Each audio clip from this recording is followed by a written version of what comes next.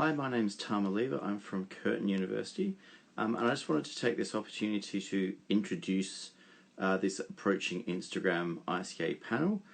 This video is not one of the papers as such. It's just a really short introduction to let you know who's here, what videos are available, what papers, videos, however we're going to call them, and to thank you for taking the time for looking at them, because I know this is a very different ICA experience. So without further ado, let me introduce the papers and the speakers that we have available.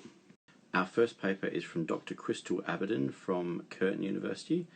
Crystal's paper is called The Instagram Husband and explores perhaps the important person behind the camera for influencers and others who is perhaps an unsung hero or an unsung creator, but incredibly important to the images and videos created for Instagram.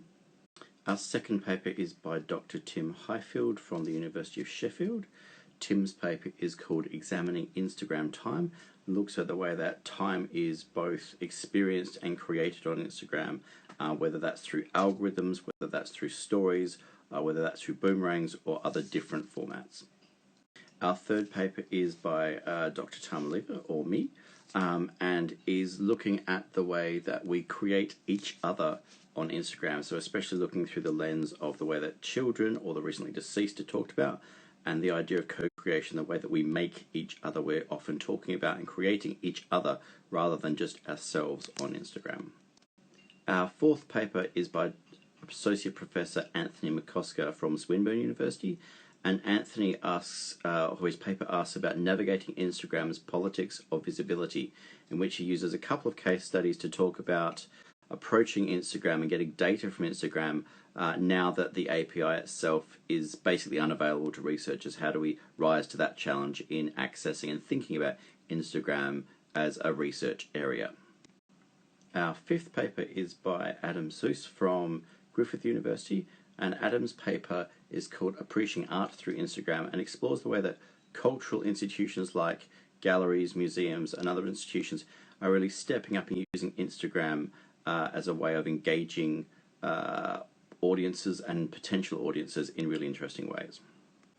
Our penultimate paper is by Dr. Katie Warfield from Kwantlen Polytechnic University in Canada, and Katie's paper is Instagram Visuality and the West Coast Wedding, looking at the way that Instagram shapes and is shaped by a whole bunch of different forces, activities and tropes all at play.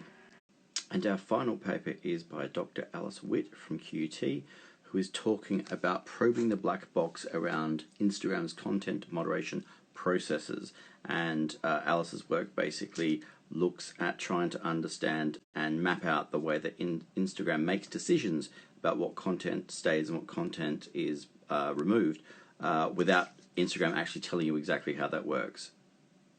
So thanks for taking the time for listening to this introduction. I hope you have a chance to listen to each of the short videos introducing the papers from the members of this roundtable today. I hope that you also have a chance to leave some comments and to really ask questions. We'll try and engage with the questions throughout the week, as I believe is the ICA format now.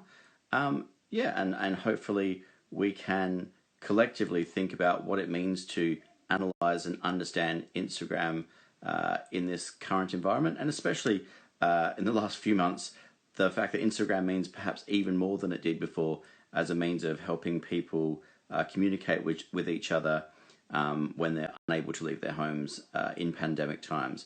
So thank you. I hope this introductory video isn't too weird. Trying to film it through Instagram has been perhaps a mixed success, but we look forward